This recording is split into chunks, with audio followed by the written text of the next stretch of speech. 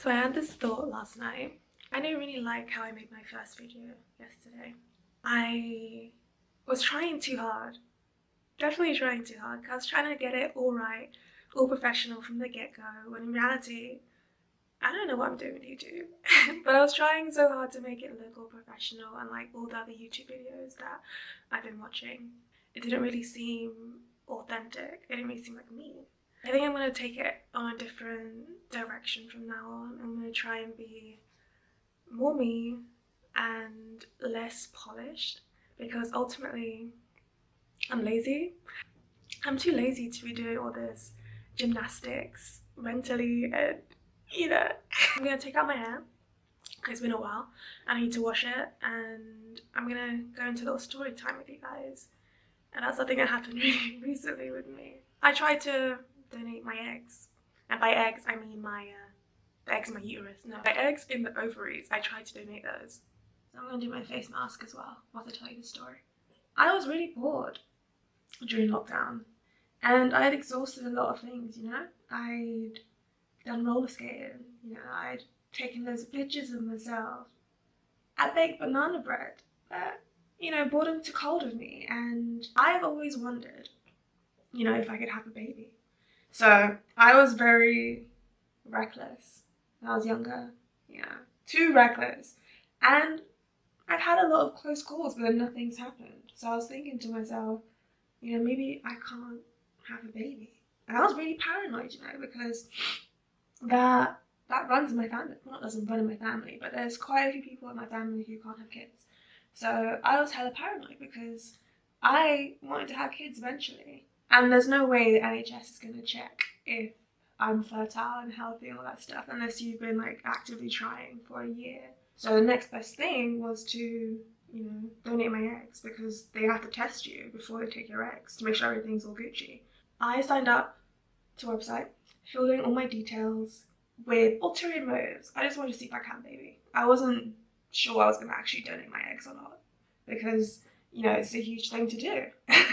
So I filled out the application form, put in my date of birth, where I was from, my height, all that stuff. Had to go into my family history very deeply. So anyways, I filled in the information, got a call back, and the lady on the phone was like, "Oh, why do you want to donate your egg?" I was like, it would be a really good thing to do for a family, give someone a baby.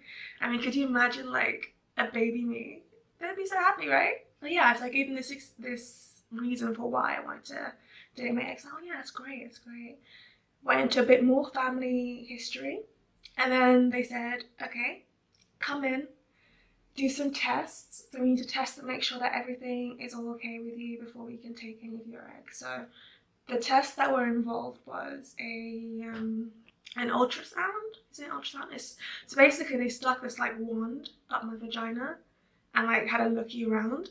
The process itself was it was easy, it was alright. I just laid down on my back, legs up in a stirrup, and she put it in. It was weird to have someone else put something inside of me. So she took the wand, had a look around to both my ovaries, first on the left side, and then I could see it on the screen, and all I could see were these little circles. They looked huge on the screen. I was like, what the hell is that? And she's like, these are the follicles that you have, and these are eggs that could be mature. I was like, oh, okay. And she's like, oh, looking very healthy, 14.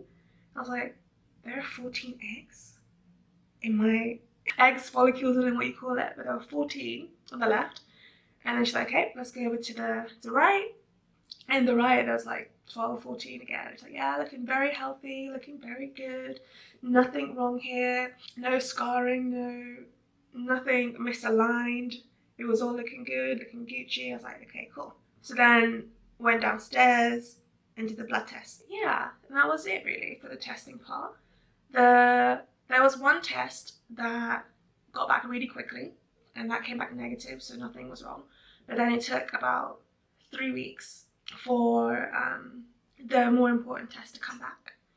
And by this point, it'd been about a week or two since I started the whole process, and I kind of warmed up to the idea of, me giving my egg to someone. My eggs to someone. You know, because it would be a nice thing to do, especially for families who can have a child on their own. I thought it would be something really selfless and really beneficial for them to have, you know, and also there was like a 750 compensation, which wasn't too bad either. And I was like, okay, I could see myself doing this, you know? And I started telling my friends, and they thought I was crazy, which fair enough. It is a crazy thing to do to try and find out if you're, you know, fertile and you're able to have kids. And then I had a few friends ask me, you know, like, what if you do give your egg? What happens then? I am not legally obliged to do anything for that child. They can have my details when they're 18, and that's it. And they say, well, what if they're 18 and they want to find you? I was like, well, it's great, isn't it?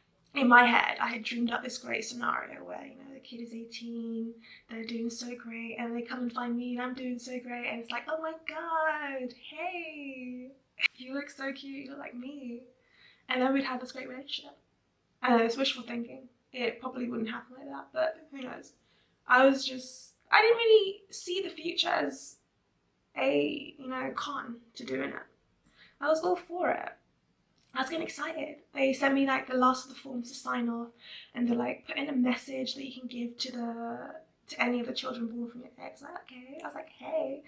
I was like, always be better and do better, you know, trying to instill them with all the lessons I learned along the way. You know, attached a little picture of myself. I was like, oh my god, I'm gonna have like 2 kids running around that I don't have to give birth to.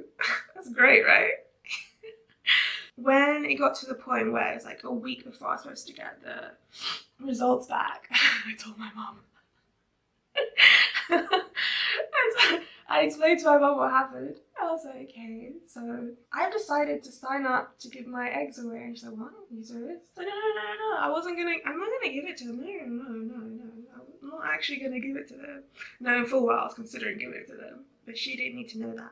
I think it was a few weeks ago. Either a week or 2 ago, I got a call back from the doctor, and it wasn't great news, unfortunately. So he said I couldn't donate my eggs because I'm a carrier for cystic fibrosis, which means that if the couple that I gave my egg to, their partner, the male, the sperm, was also a carrier, that means the child was likely to have cystic fibrosis. And they couldn't really risk that because, you know, it's quite an expensive procedure, getting an egg donation, and it's a huge risk. And because of that, they just really didn't want to risk it, so my eggs weren't good enough. You know, I started looking up about what cystic fibrosis is and what being a carrier is all about. The doctor said there was nothing to worry about, personally, because, you know, people who have the carrier gene, they don't suffer health-wise. They're fertile and everything.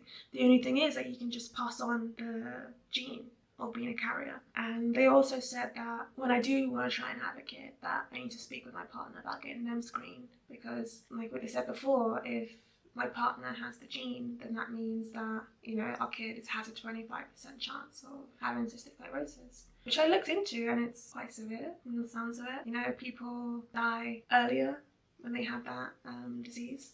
It's not pleasant. There's something to look out for if and when I have a kid. My friend actually asked me how I felt about it at the time, and I was like, no, I didn't feel any sort of way, because the way the doctor had told it to me, was that, you know, it wasn't anything for me to worry about. I didn't have anyone in my immediate family who had cystic fibrosis, so I didn't think it was anything major. But the more I think about it, the more I am getting a bit worried, I guess. Not worried, but it's just like, it's something to consider. And I guess that was always the risk of doing this, because I could have been told that, you know, I can't have kids.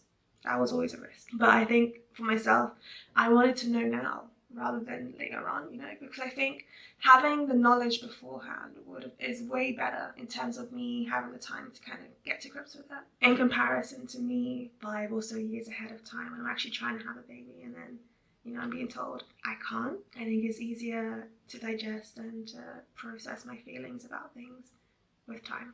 That's the sort of person I am. With the whole cystic fibrosis thing, it's just an extra thing to be thinking about, because, I don't know, I mean, I think people with cystic fibrosis have a good life, but again, like, there's all these other complications that can happen. I don't know if their quality of life is going to be great. And I don't know if I would do that, because, I don't know, that gives me a choice of, would I terminate the pregnancy?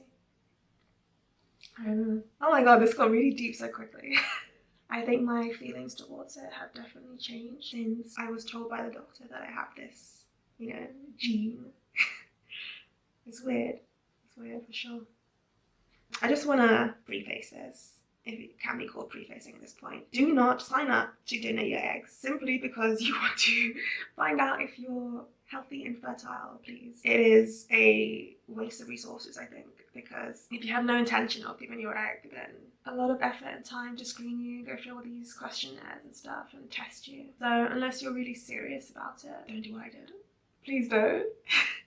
But if you do want to consider donating your eggs, if you know you don't want to have kids for sure, then do it. I think it's a good thing. It'd be a good thing to do. It would really help a family. So when I told my mum about it. I was like, oh hey, they said I'm a carrier for cystic fibrosis. She's like, what's that? I was like, it's this disease with your lungs. And she said to me, where'd you get that from? I got it from you! I didn't know she knows how genetics works. Well, it's interesting to know that this gene can just be passed on. There is no one in my immediate family at all who has this disease.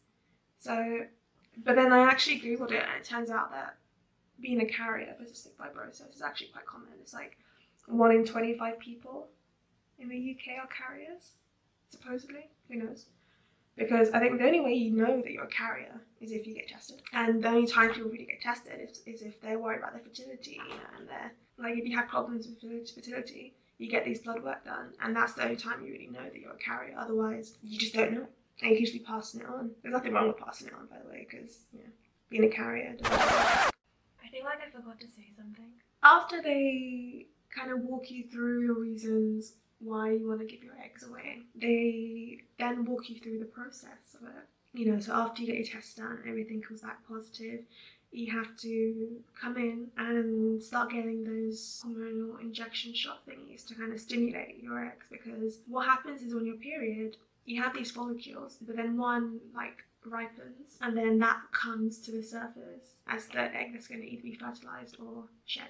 What happens is they give you these hormone injections to make sure that it's not just one of the eggs that matures, it's multiple. And in each donation, you can produce up to about, I think it's 14 eggs that are mature instead of just the one. You can either split it into 2, so you can give 2 batches one to each different person. So yeah, so they say that's going to happen. You have to give yourself hormone injections in the ass, I think it's in the ass, every so often. You have to go in for checks to make sure nothing is being complicated along the way. And then when the eggs are ready to be taken out of you, apparently it's this huge needle that they stick up inside of you. You get anesthesia or something, either local or full-blown anesthesia. And they stick a needle up in your coochie and suck up the egg. It's a big ass needle, the way she was describing it, you have to be put under. That's a big ass needle. So they put it in and they just suck out the eggs and that's it. But the whole needle thing was really scaring me because that's a big ass needle. And then after that, you'd have to wait for a bit, and then you'd need someone to take you home because, something could happen on the way back.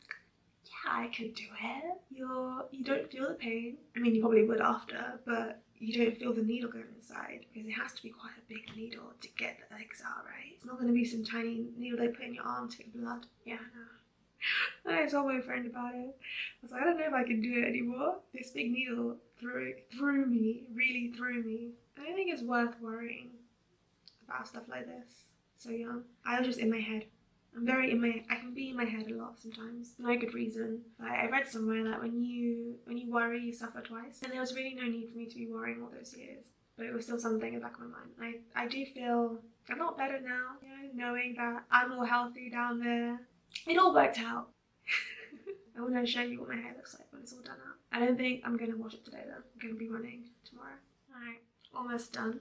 I need to trim the ends of my hair as well because I shaved all my hair off almost 2 years ago and I haven't trimmed my ends since. I need to get it trimmed. I could probably trim it myself. Nah. I'll wait and get someone else to do it because they can see it better than me. But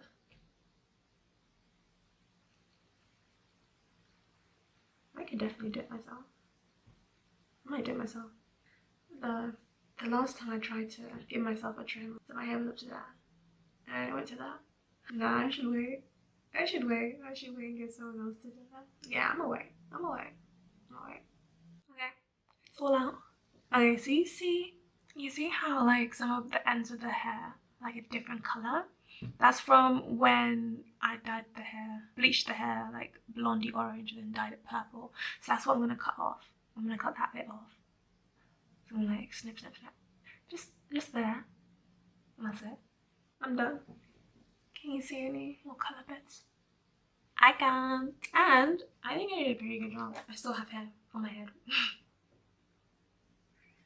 Here's all the hair I cut out.